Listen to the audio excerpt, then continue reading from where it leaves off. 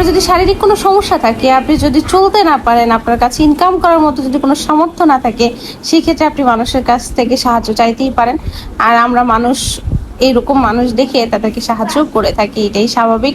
তো এই লোকটাকে গতকালকে আমাদের দেখে খুবই খারাপ লাগে যে হারে কত কষ্ট করে সে ভিক্ষা করছে।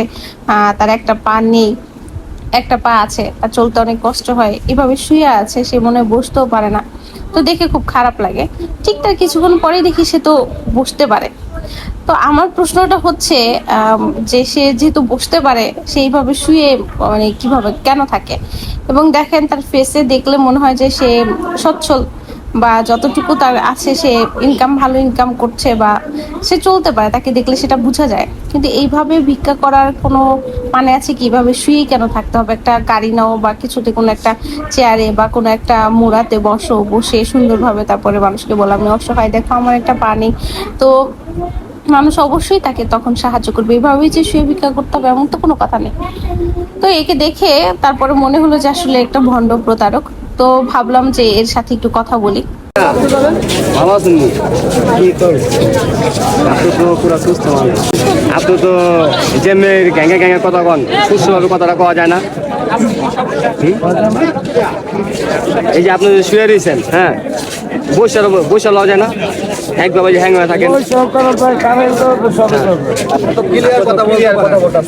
আল্লাহর নামটা আপনি পুরো ক্লিয়ার বলেন না, আল্লাহ বইলা যে শুরু করছেন, আপনি তো কইতে পারেন যে আল্লাহর বাস্তে আমাদের কিছু দেন, তা না বইলা আল্লাহর নাম লয়ে করতেছেন কেন?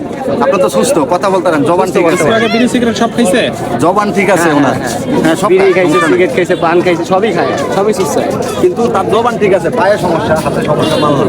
আসতে কোথা থেকে? ঢাকা থেকে আসতেন?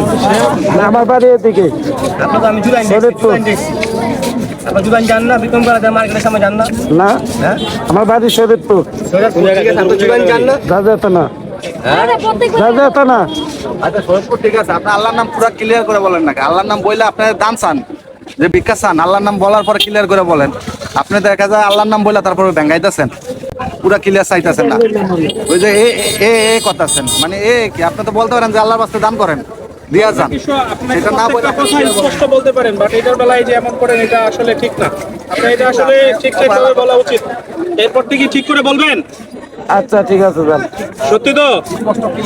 অভিনয় দরকার নাই, আপনার মানুষ তেমনি টাকা দেয়।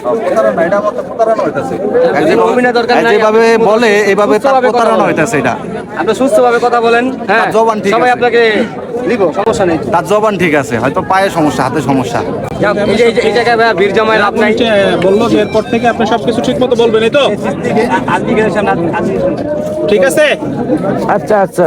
ওকে, ভালো থাকেন আপনি। তার সাথে কথা বলে একটু পরেই দেখতে পেলাম যে সে এইভাবে চলতে পারে বসে বসে। তারপরে সে একটা দোকানে গেছে কিছু খাওয়ার জন্য। তাকে আমরা আসলে কিছু বলি না, যে সে শারীরিকভাবে অসুস্থ, এটা আমরা দেখতেই পাচ্ছি। কিন্তু এইভাবে শুয়ে যে ভিক্ষা করতে হবে, এবং সে আল্লাহর নাম নিয়ে যে ভিক্ষা করছিল, সেটাও আল্লাহর নামটা ঠিকভাবে বলছিল না।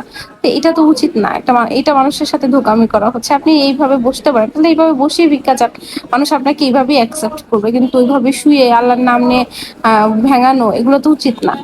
এইভাবেই আমরা সাধারণ জনগণ অনেকের কাছ থেকে প্রতারিত হচ্ছি। ভালো থাকবেন সকলেই, আল্লাহ হাফেজ, আসসালামু আলাইকুম।